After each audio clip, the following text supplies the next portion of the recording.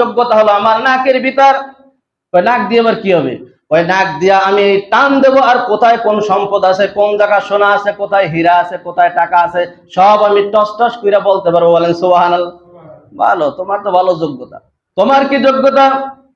ওই আমার যোগ্যতা হলো আমার কানের ভিতর। কানের আবার কি যোগ্যতা? কয় রাতের বেলা ওই যে কুকুর আছে, কুকুরের ভাষা বুঝি আমি। বলেন সুবহানাল্লাহ। কুকুরে কি বলতেছে এর ভাষা আমি বুঝতে পারি। তোমারও তো যোগ্যতা ভালো, ভালো খারাপ না। তোমার কি যোগ্যতা? আমার যোগ্যতা হলো আমার এই চোখের ভিতর। কিসের ভিতর? আমি রাতে যারে দেখি, দিনের বেলা চিনি। তোমরা তো খুব পাশ করাছো, কথা বলেন ঠিক কিনা? চলো যাই, তোমাদের সাথে চুরি কিনা সুবিধা হবে।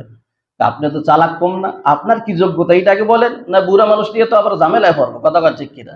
আমার যোগ্যতার কথা শুনছো, তো আমার যোগ্যতা হলো আমার এই 2 গাছ দাড়ির ভিতর। বলেন সুবহানাল্লাহ। এই দাড়িকে কসম খোদার যারা সম্মান করবে, দুনিয়াতে যারা দাড়িকে সম্মান করবে, আর এই অবস্থায় কবরে যাবে। একটা মানুষ যখন মারা যায় তখন দাড়ি নিয়ে কবরে যায়। পয়গম্বর বলে এই দাড়ি দেখা ফেরেশতারা আযাব দিতে ভয় পায়। বলেন সুবহানাল্লাহ। আমার সম্মান হলো, আমার কেরামত হলো দাড়ির ভিতর।